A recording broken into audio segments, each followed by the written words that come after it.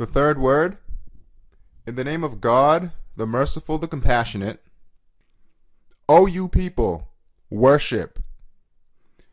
If you want to understand what great profit and happiness lie in worship, and what great loss and ruin lie in vice and dissipation, listen to and take heed of the following story, which is in the form of a comparison. One time, two soldiers received orders to proceed to a distant city. They set off and traveled together until the road forked. At the fork was a man who said to them, "The road on the right causes no loss at all, and 9 out of 10 of those who take it receive a high profit and experience great ease. While the road on the left provides no advantages, and 9 out of 10 of its travelers make a loss. But they are the same as regards distance. Only there is one difference. Those who take the left-hand road, which has no rules and no one in authority, travel without baggage and arms. They feel an apparent lightness and deceptive ease. Whereas those traveling on the right-hand road, which is under military order, are compelled to carry a kit bag full of nutritious rations, 4 akkas or so in weight, and a superb army rifle of about 2 kiyas, which will overpower and rout every enemy. After the 2 soldiers had listened to what this instructive man had to say, the fortunate one took the road to the right. He loaded the weight of 1 Batman onto his back, but his heart and spirit were saved from thousands of Batmans of fear and feeling obliged to others. As for the other, luckless soldier, he left the army. He did not want to conform to the order, and he went off to the left. He was released from bearing a load of 1 Batman, but his heart was constricted by thousands of Batmans of indebtedness, and his spirit crushed by innumerable fears. He proceeded on his way, both begging from everyone and trembling before every object and every event, until he reached his destination, and there he was punished as a mutineer and a deserter. As for the soldier who loved the order of the army, had guarded his kit bag and rifle, and taken the right-hand road, he had gone on his way, being obliged to no one, fearing no one, and with an easy heart and conscience, until he reached the city he was seeking.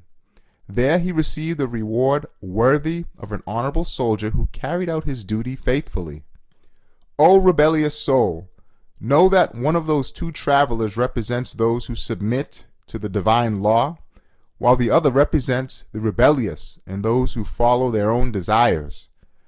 The road is the road of life, which comes from the spirit world, passes through the grave, and carries on to the hereafter. Bag and rifle, they are worship and fear of God, burden in worship, but there is an ease and lightness in its meaning that defies description. For in the prescribed prayers, the worshipper declares, "I bear witness that there is no God but God." That is to say, he finds the door of a treasury of mercy in everything, because he is believing and saying, there is no creator and provider other than him. Harm and benefit are in his hand. He is both all-wise, he does nothing in vain, and he is all-compassionate. His bounty and mercy are abundant, and he knocks on the door with his supplication. Moreover, he sees that everything is subjugated to the command of his own sustainer, so he takes refuge in him. He places his trust in him and relies on him, and is fortified against every disaster. His belief gives him complete confidence. Indeed, like with every true virtue, the source of courage is belief in God and worship. And as with every iniquity, the source of cowardice is misguidance. In fact, for a worshipper with a truly illuminated heart, it is possible that even if the globe of the earth became a bomb and exploded, it would not frighten him. He would watch it with pleasurable wonder as a marvel of the eternally besought one's power. But when a famous degenerate philosopher with a so-called enlightened mind, but no heart, saw a comet in the sky, he trembled on the ground and exclaimed anxiously, isn't that comet going to hit the earth?